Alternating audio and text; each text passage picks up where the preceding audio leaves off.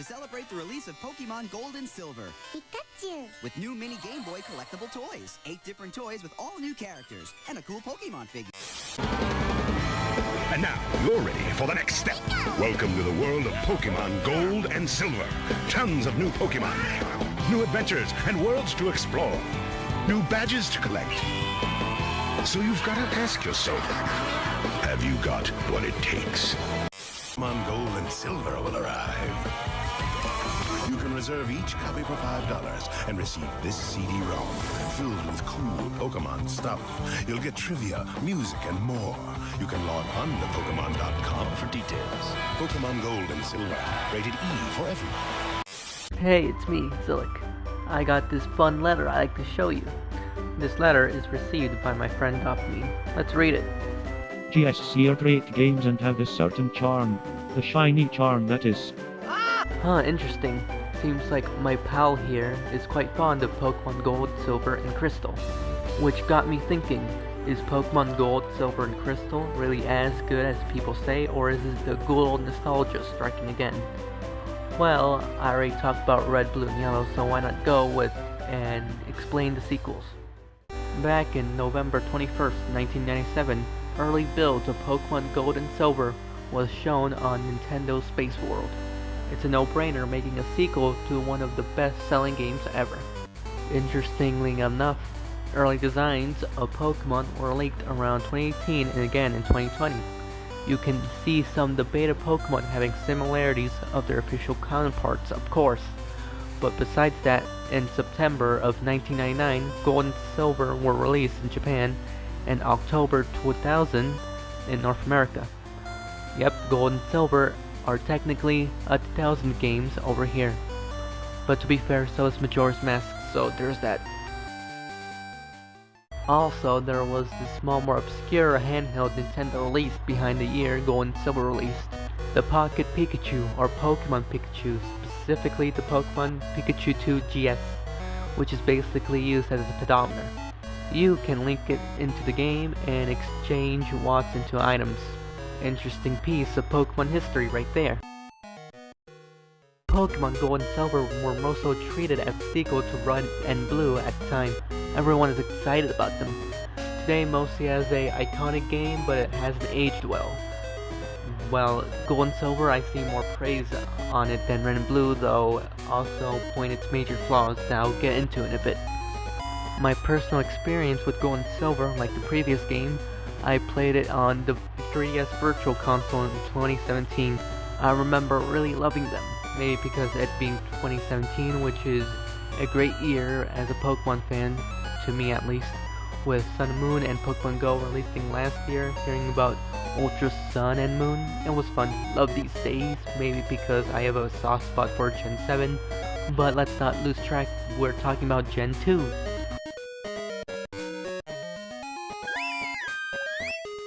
Yeah, of course. I enjoyed Gold and Silver, though when it comes to the Johto games, I played Heart Gold and Soul Silver way back then, and had way more of a history with them, so let's see how the originals turn out.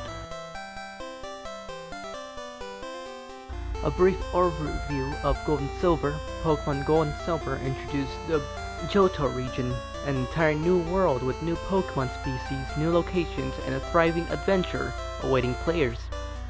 Thanks to the Game Boy's color display, the game came to life with vibrant visuals that added to the immersive experience, because who doesn't love colors? The process is the same as before. Battle and collect Pokemon, but with new mainstay features like shiny Pokemon, breeding, held items, and even a clock. Outside of those new features, I'd say the game stands on its own in a strange way. It's like the Gen 1 games, but bigger. The game expanded the Pokédex to a whopping 251 Pokemon, including a bunch of iconic favorites. But wait, I'm missing another game, aren't I? Crystal. This version has its fair share of even new features, like being able to play as a female trainer for the first time, animate sprites, and the Battle Tower, just west of Olivine City. Pretty great mainstay features, I'd say so myself. To me, animate sprites really reached their peak in Generation 5. It's like they're dancing, but in Crystal, they're pretty charming. So far, I enjoy the newer content added in these games. Most of them became mainstay staples that I'm sure most get excited seeing here and there. Like the previous games, the music is that classic Game Boy chiptune, and to me it's a massive step up from Red and Blue. Junichi Masuda really outdone himself with this game. Just listen to the National Park theme.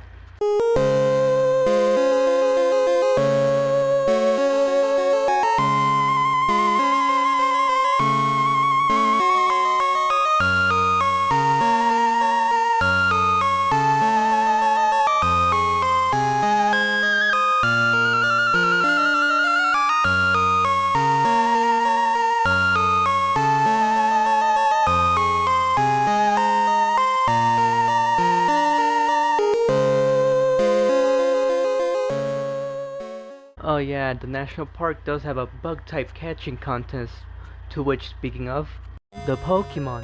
Of course, we all know about the beta Pokémon, some returning, but let's go and talk about the starters first.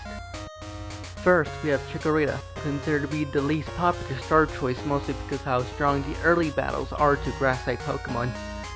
It will probably struggle against the first two gyms, but with enough strategy you could make do with this silly little pair. It's a cute design, and it works well enough if you want to use a grass-type Pokemon early. It learns Razor Leaf at level 8, and Poison Powder at 16, so I'd say it's an okay choice. Cyndaquil, my favorite out of the 3. Cute design, pretty good in battle, can obliterate any Bellsprout wielding man, though its moveset is a little underwhelming, but with TMs it's pretty good. And finally, Totodile. I'd say Cyndaquil and Totodile have an equal amount of popularity. Totodile learns Bite at level 20. Morty isn't ready for this low man. Probably the strongest one of the bunch, and a funny little crocodile. Now for the second evolutions. Big Leaf, it has a cute design, and it's not bad in battle when it comes to second evolutions, and it's one of the more popular second evolutions, interestingly enough. Lava is another one I really like. This overcooked hot dog is pretty good on its own, and it's really good in battle, and it's fast. Yes, very fast. And for the final second evolution, Crocodile. Some say it's a bit forgettable, but I don't know, I remember this guy quite fondly. It's a caveman crocodile. It's the best water type to use mid-game, and it's just so funny looking. I like it.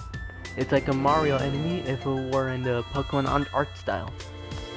And finally, the final evolutions. Meganium, hard name to spell, but I think it's pretty fun. Like its first evolution, Chikorita, most write it off as being hard to use in battle, though like I said it works that well as a grass type.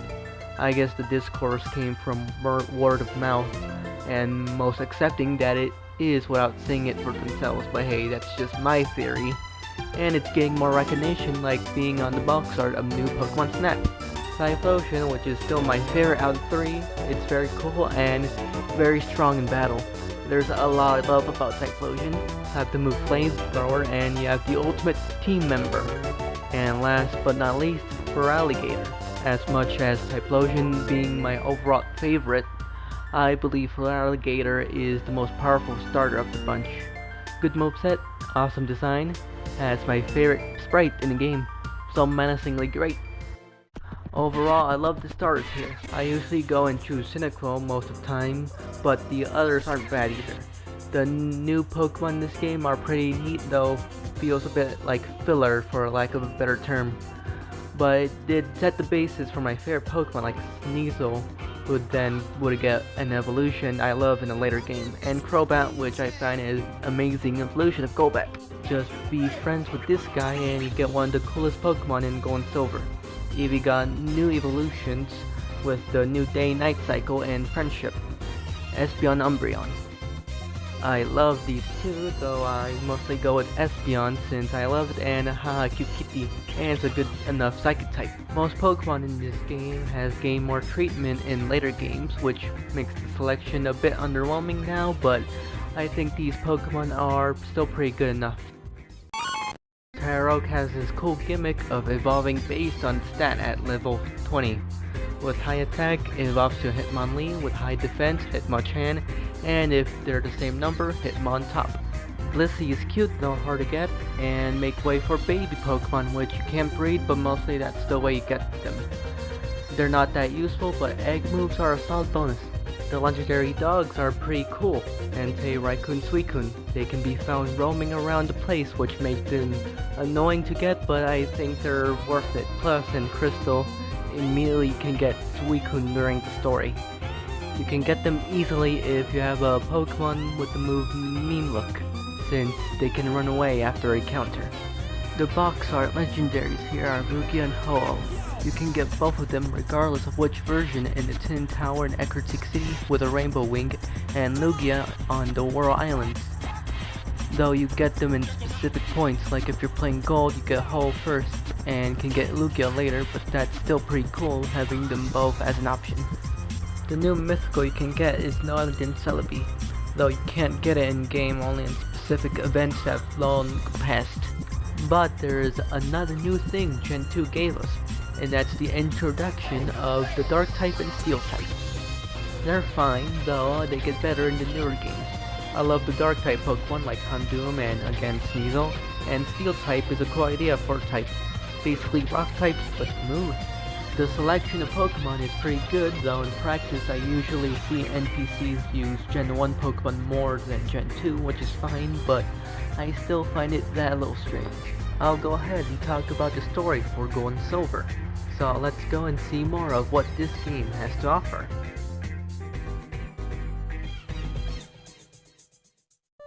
You're a guy named Gold, or Ethan, or in Crystal, a girl named Chris, and you start off in the town of New Bark Town. Where's Old Bark Town? I don't know. Your mom tells you stuff and wants you to go to the professor's lab. Professor Elm entrusts you with getting your first Pokemon. I wonder, is that there? Professor Elm wants you to meet a guy 2 routes ahead, so you move past Cherry Grove City and to a house and meet the world famous Mr. Pokemon and Professor Oak. They butter you up with compliments and give you a mysterious egg. After leaving, Elm calls you and begs you to get back to the lab.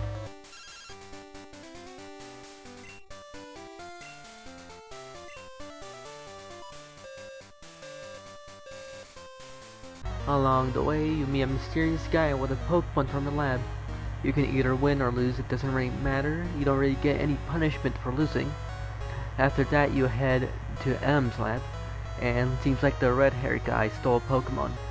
Let's call him Silver since it's his official name. Then we tell Mom that we're gonna go explore the region. We head off to Violet City, fun place. We gotta go visit Tin Tower now. Beat some Bellsprout loving guys and at the top we see Silver again, talking about how he's cool and all that, and he leaves. And this guy here wants to battle us to see how we treat our Pokemon.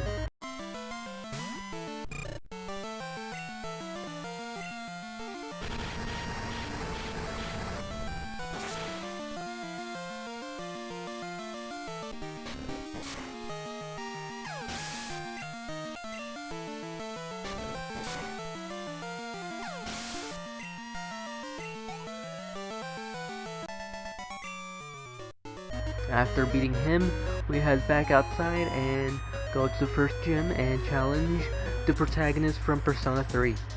Or Faulkner, the flying type gym leader, easy.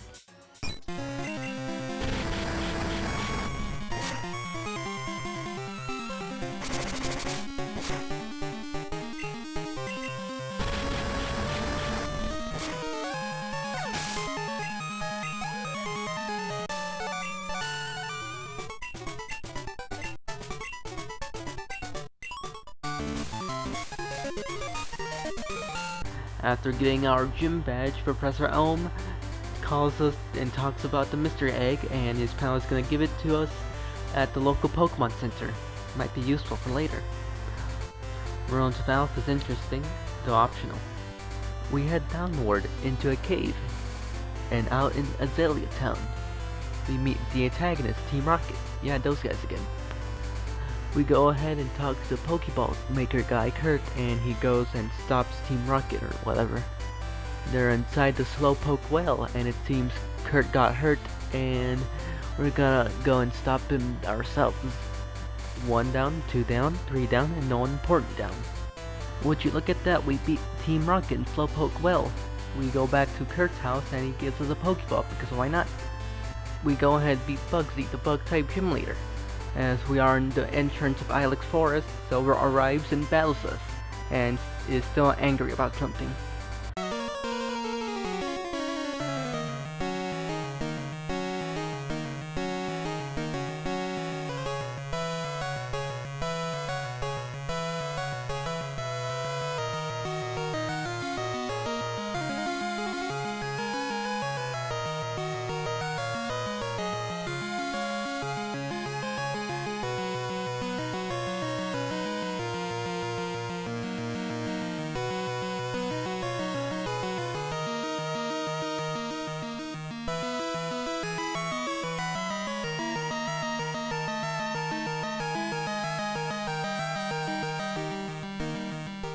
We enter Ilex Forest, help this guy with his Farfetch'd, cut, and here we are at Route 34. Check that daycare, you can leave your Pokemon here and obtain eggs. Hey, Maggie's back. There it is, Goldenrod City, my favorite city in the game. We head into the normal type gym and challenge everyone's favorite Whitney.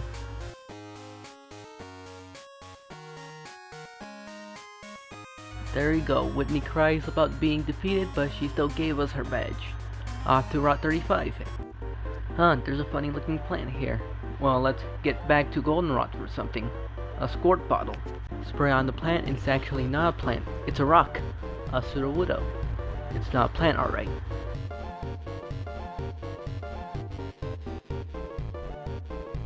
We have arrived to another of my favorite cities, Expertique. Alright, to the next gym, Morty, the ghost type gym leader. And everyone in this gym only has the ghastly line. So you're telling me making Mischievous was for nothing?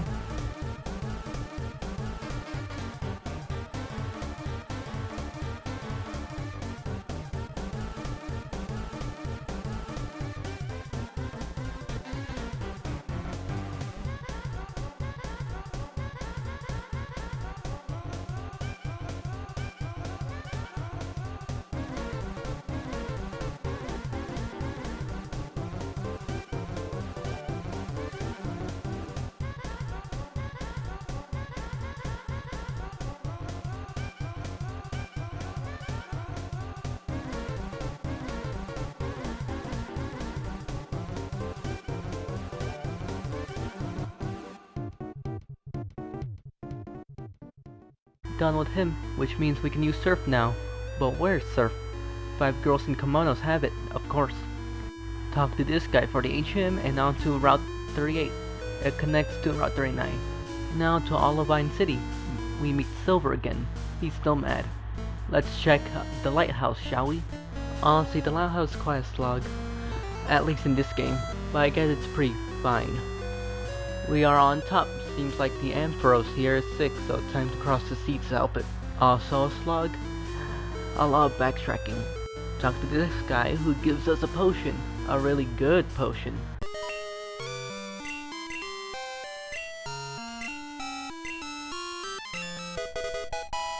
Now back to Olivine. At the lighthouse, we go get the potion to the Amphi. They're all better. Jasmine will let us challenge her now.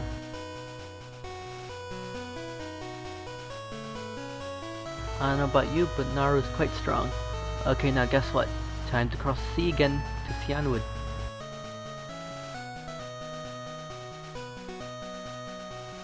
Chuck down, now 2 liters to go. Alright, the right side of Johto's done, now to the left. Serve time to go Route 42 and we're here in Mahogany Town. I like this place actually. It's a fun little town with no mart. Route 43 is here. Rocket got on the other side, so to the grass we go. Ooh, a Lake of Rage. A lake, if you will. Seems like Team Rocket did some radio making stuff, making all the Magikarp here evolve, and there's an angry shrimp.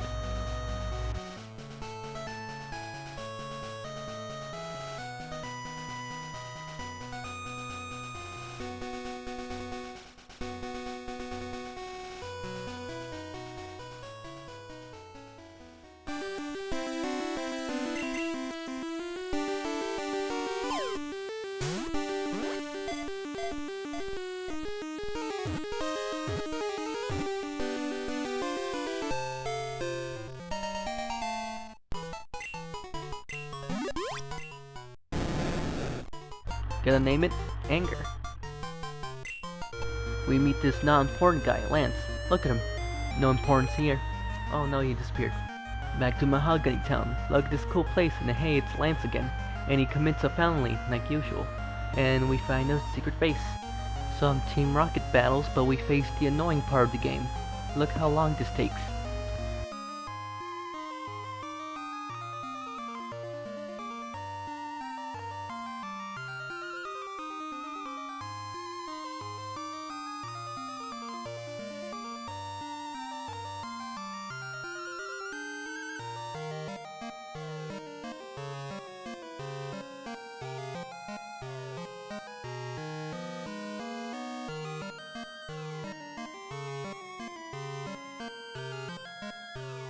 Glad we got, dang it.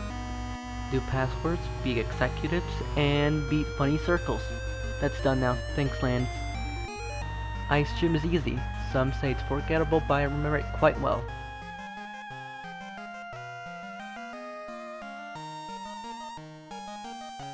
Next route time to enter the ice cave. Oh boy, can't wait to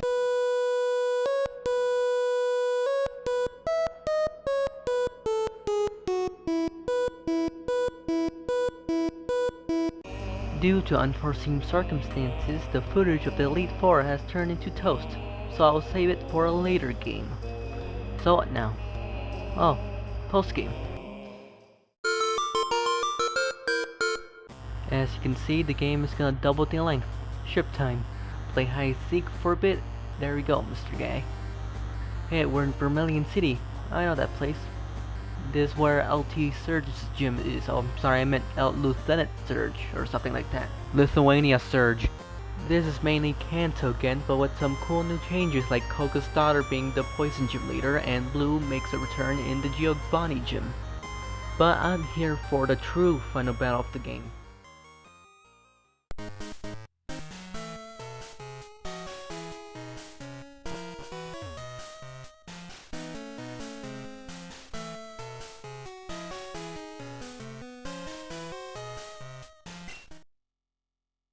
Red, yeah, I remember him, the guy from the first game. As you go to Mount Silver, beating on the Kanto gyms, you can go to the Set Mountain. This is still cool even today. It's like we came full circle. My footage of the Elite Four may be lost, but hey, at least we can end the game in another cooler way.